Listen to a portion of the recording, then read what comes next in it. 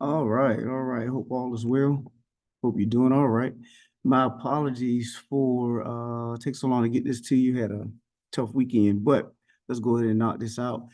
So we have 1 over x minus 6 minus 3 over x plus 4 equal to 10 over x squared minus 2x minus 24. Now you gave me two problems, same scenario. So I'll run through this one, and then if you need me to go through the other one, just let me know. So we're looking at our denominators.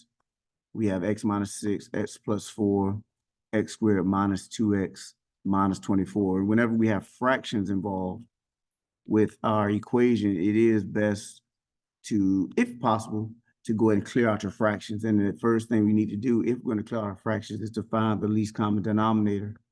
And when we have these variables and these expressions, you want to find the smallest expression that each one of them can divide into evenly.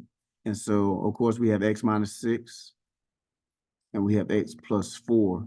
And so each expression needs to be represented in our LCD. The simplest version of our expression needs to be represented in our LCD. So I have x minus 6, x plus 4. Then I need to make sure of what this is when I factor it down. And if you were to factor that down,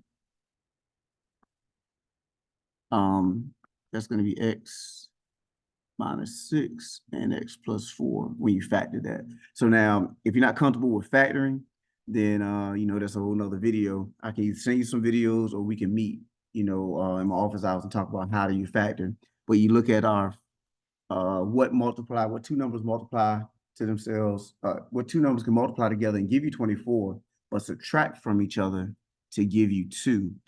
And what dictates the subtraction is this back sign right here. Both of our signs have to be different according to the back sign. And then this front one tells us the greater of the numbers need to take on that sign. So that's why the 6 is negative. So negative 6 plus 4 gives me a negative 2 in the middle. Negative 6 times 4 gives me the negative 24 in the back. So that's how we got x minus 6 times x plus 4. All right, so now since this is a combination of both of our first denominators, I don't have to do anything else. So that's the first step. I need to find the LCD. Second step is to multiply each numerator by the LCD. So I think in the book or in the example that you were looking at, I don't think it emphasized it the way I'm about to write it out.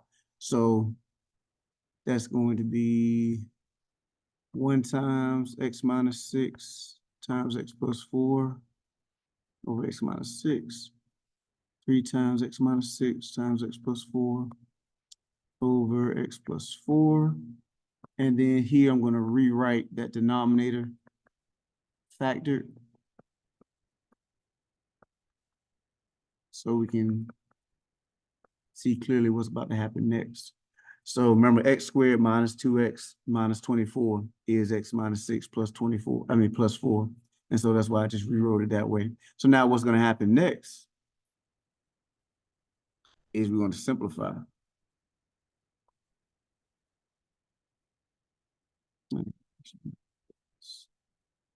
All right, so x minus 6 will cancel, x plus 4 will cancel, and then here x minus 6 and x plus 4 will cancel.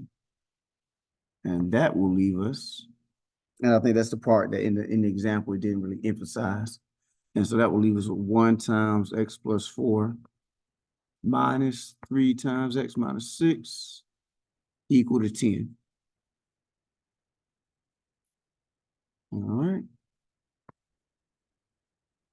And then now we go ahead and solve. And that 1 times x plus 4 is just x plus 4. Be careful here, distribute negative 3, not just 3.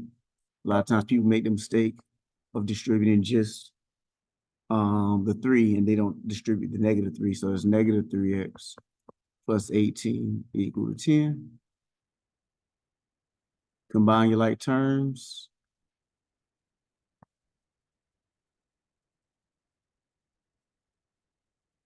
All right, so x minus 3x is going to be, I want black right now, negative 2x.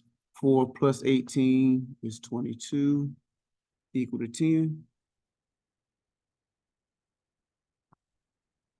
Subtract 22 from both sides.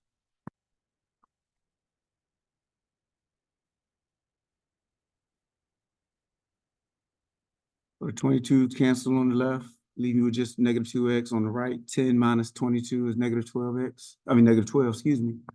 Then to finish it off, we're going to divide both sides by 2, negative 2. And final answer is x equal to 6. And that should be it. Make sure that's all we had going on in that equation.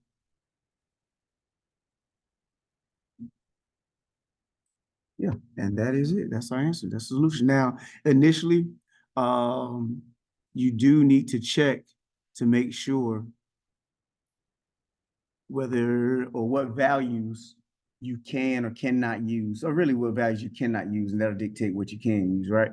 So we know that in this third expression, that's a combination of these two. So if I look at x minus 6 and x plus 4, since they're in the denominator, what they cannot be equal to is 0, because we can't have 0 in our denominator, because that would be undefined. So if I were to set both pieces equal to 0, here, x equal to 6, let me write it like this. If I solve for x, adding 6 to both sides, here, subtracting 4 from both sides, 6 is canceled, 4 is canceled, x is equal to 6 here, x is equal to negative 4 here, and these are the values that I cannot use. All right, can I use those two values? Because when I plug them into our equation, it will give me 0 on my denominator. So now, when we go back to our solution, we see that x equal to 6 is the value we came up with. So this means that we cannot use it. This value, whenever you come down to a value that a solution that you cannot use, that's called extraneous. If I can spell it right. That's, you don't need to know that term, but that's what that's called. It's called extraneous. And so we cannot use it. And since we cannot use it, our actual answer is no solution. All right. So our answer in this case is actually no solution.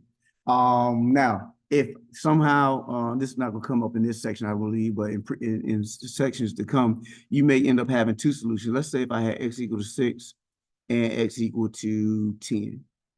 We found out that x is not a solution, but that doesn't stop 10 from being a solution. So 6 would be extraneous, and the only answer we would have is x equal to 10.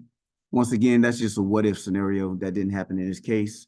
But if you had multiple solutions, you would just not use the one that is not a solution, but the other one still would be a solution. Once again, I don't believe you come across that in this section, but it will come up in sections to come. So yeah, let me know if this helped. If you have any more confusion, have any more questions, feel free to hit me back, and I will take care of it accordingly. All right, have a good one.